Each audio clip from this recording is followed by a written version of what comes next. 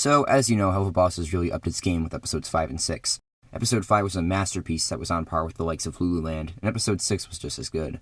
So in the weeks leading up to episode 7's release, I was really excited. I knew this episode was going to be the one with the Lust Ring and Ozzie's club, and I couldn't wait to see what concepts they'd explore with that. And when release day finally came and I clicked on that notification, I was fully expecting to sit back and watch an episode that was as good as the last two had been. But unfortunately, it wasn't.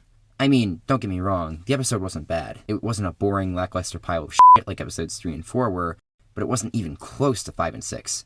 And I know that you might be thinking it's unrealistic to expect every episode to be an absolute banger like those two, but I mean, come on. This was just so mediocre when put up against the rest of the show. Episode 7 of Helluva Boss was kinda mediocre. Mediocre? I know that might sound a bit harsh, but let me show you why I feel this way. I'm taking Millie to Ozzie's in the Lust Ring. Okay, so the plot of the episode is pretty simplistic, like Helluva Boss usually is. Millie and Moxie are celebrating their 1-year wedding anniversary, and Moxie has made a reservation for them at a place called Ozzie's, which is down in the Lust Ring. After hearing about this, Blitz then invites himself to join them, but gets thrown out because the club is couples only. So to get in, he invites Stolas over to be his date. While inside, Moxie tries to sing a ballad for Millie, but gets interrupted by Asmodeus and Fizzarali, who sing their own song, which takes up a third of the episode. Then the episode ends with some character development about Blitz and Stolas' relationship, and about Blitz's past. Now, this is a pretty strong plot. It could have done much worse, like the plot of episode 3, which is essentially just a bunch of demons fighting over a fucking parking space for 17.5 minutes. But still, when I was done watching this, I had the distinct impression that the whole episode was just missing something. To me, it just felt like there was one integral thing here that was missing, that just skewed the show's usual dynamic by just a little bit, made this episode much weaker than it could have been. Maybe it's just me, but just something feels wrong, you know? But maybe dissecting each individual section of the episode will help me unearth why this episode feels a bit more empty. Now, this episode wastes absolutely no time getting started. Speeding through exposition has always been a theme with Helluva Boss, although it seems like they're moving even faster now. Before, the exposition took about 5 minutes, but for the last 2 episodes, they've cut it down to about 2. And honestly, I'm not a fan of this trend of just shoving all the exposition into the first 2 minutes. I prefer the slightly slower approach that they did in episodes 1 through 5. If you ask me, Lululand had the best opening exposition scene out of all the episodes, and it was one of the longest. Anyways, there's not much here to talk about because what happens is exactly what I said happened in the summary. Moxie tells Millie about the reservation, Blitz invites himself over, and then they take a elevator to the Lust Ring. But seriously though, this train station type elevator thing is actually the most notable thing about the beginning of this episode. It's a neat piece of world building that shows us how demons travel from ring to ring, which is something that me and several other fans have wondered about since the concept of rings and traveling between them was introduced. Anyways, the episode cuts right from the elevator to the Lust Ring and then to the club. Blitz gets barred from entering, so he calls up Stolas to come be his date so he can get inside. It works like a charm, and now Blitz can finally watch his employees be on a date, I guess.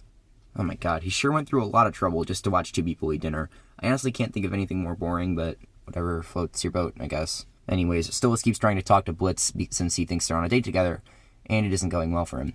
Blitz seems very uninvested in his attempted conversation because, well, that's not what he's here to do. This is a pretty awkward scene, and personally I think it's a little bit boring, but it's kind of necessary for the flow of the episode, so it kind of has to be here. But whatever, because it doesn't last for a super long time since their conversation is interrupted by Fizzarali coming onto stage. You singing love songs in my lustful lounge. So Fizz comes onto stage all of a sudden and announces that Moxie will be singing a song for Millie. So Moxie gets on stage and starts his song, and of course, since he's Moxie, it's very soft and sweet and whatnot. The wimpy nature of the song ends up pissing off Asmodeus himself, so he and Fizz decide to crash Moxie's little number and replace it with their own. They proceed to launch into their own song called The House of Asmodeus, and I have to say, this thing really slaps. It's got a nice rhythm and it's actually pretty funny. There's a lot of embedded jokes into the lyrics. And a lot of interesting things actually happen during the song, like Veroska showing up for about 15 seconds to berate Blitz. It's nice to see that some of the characters from the past episodes will be reoccurring, especially since the IMP have made 5 other enemies over the course of this show. But the most important thing that happens here is that Stolas' lust for Blitz gets exposed to everybody that's currently inside the club. This scene is probably one of the most pivotal things that happened in the entire episode. My guess is that it will have a major effect on the next episode, which is the season finale. Why do I think this? Because remember how hard Stella was trying to keep her husband's cheating with a low-class imp under wraps? Now that everybody inside that club knows, including freaking Asmodeus, she's likely to be even more pissed off than she was before, and maybe she'll call Stryker back or something. It'll be interesting to see how this impacts that murder storyline that the show has going on. Anyways, Asmodeus and Fizzarali try and finish their song, but are interrupted by Millie, and this gives Moxie a chance to finish his cheeky little song. Then, after they're done, Asmodeus kicks them all out. Also, quick side note, why did Asmodeus let them finish? I feel like he's had enough of the IMP at this point and wouldn't hesitate to throw them out, especially after Millie curb stomped Fizz like that. Oh wait, I know exactly why he let them finish. It's because if he didn't, all the ravenous fans of this show would rip the creators limb from limb for not letting them see the end of this Uwu Wholesome 100 couple moment. But hey, whatever. That's a small gripe, and it's about the fans, not the show, so let's just keep going. Okay, so the song is over, and that's the entire middle of the episode, so now it's time for the ending. I'm not fucking you tonight, okay? I'm really not in the mood, Stolas. Alright, so after everyone gets removed from the club, we get this amazing scene of Blitz dropping off Stolas at his house. And by amazing, I mean this scene is a disaster. Seriously, this scene right here is one of the big reasons why this episode is just okay, instead of being great or even really good. Why? Because in this one 90-second long scene, the creators undo a lot of the character development that I was gushing about in the last video. It does a complete 180 on that whole Blitz opening up thing that they seem to be trying to establish, and made him go right back to telling Bird Boy to screw. And the most annoying part is that the show writers seem to know that they're doing this, or at least I think they do. Check out this tiny clip right here. You can see by his facial expression that Blitz doesn't really want to be rejecting Stolas, but he's just kind of doing it anyway. Now, you could make the argument that they're trying to show that Blitz is still struggling to admit it to himself that he has feelings for Stolas, but that definitely isn't true, because remember this?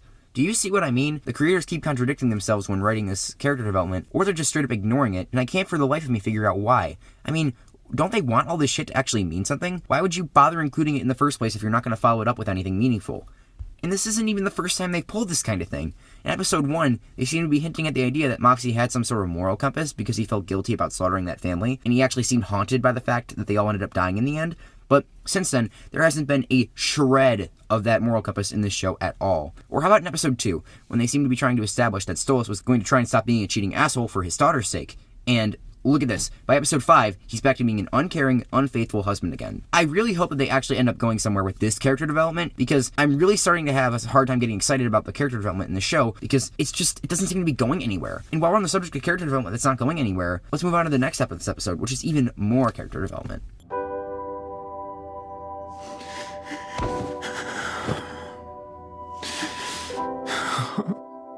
To finish off this episode, we get a scene of Blitz doom scrolling through some old photos on his phone. Presumably, this is to set up a future conflict. But before we get into all that, I've got to ask, who the hell has pictures that are this old on their phone? And why did he only have to scroll like 5 times to get to them? Magic cartoon phone aside, there's actually some interesting stuff here that raises several questions. First off, it looks like Fizzarelli and Blitz have a much deeper history than we thought, because we see some photos of them together as young children. So, I mean, that's kind of cool. Now we know that they weren't always enemies and that they've actually known each other forever. So, those are some neat details, I guess. But then we get to the really juicy stuff. So this picture right here appears to show Blitz with his family when they were a lot younger. And we see this one girl next to him, and we already actually know who this is. It's his twin sister, Barbie Wire. Now, diehard fans of this show have actually known about this character since the pilot, because she was on this, like, super foreshadowy poster. Although, this picture actually raises more questions because of this other imp. At first, I thought this was just Blitz's other sister, Tilla. She was also on the poster of foreshadowing from earlier, so I assumed that they were just introducing her along with Barbie. But then I remembered something. In a different episode, they showed the poster again, only this time, Tilla was very clearly absent. At the time, I assumed that the show writers realized that they might have too many characters to introduce or whatever, and just decided to cut her out.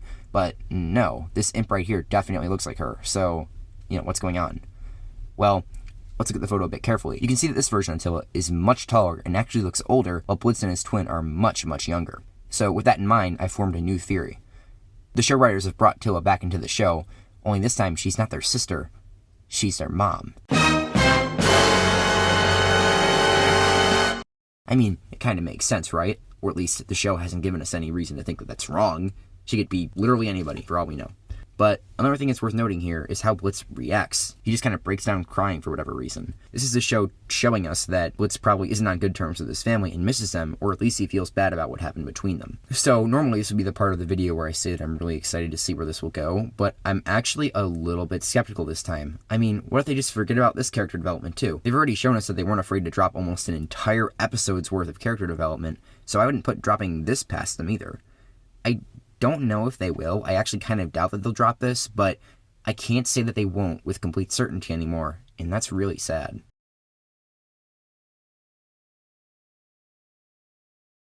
So yeah, this episode of Helluva Boss was, well, perfectly okay. It had a lot of stuff that I liked, such as the House of Asmodeus song, but it also has a lot of stuff that I hated, like the show's ignorance of its own character development. Here's what it scores next to all the other episodes. I'd say there's more stuff here that I like than dislike, which is why the episode isn't super low on the tier list. I'd definitely say that I liked it more than the pilot, but I sure as hell didn't like it more than these gems up here in the top tier. So, yeah, that's it. Thanks for watching. Be sure to like, comment, and subscribe, and share the video around.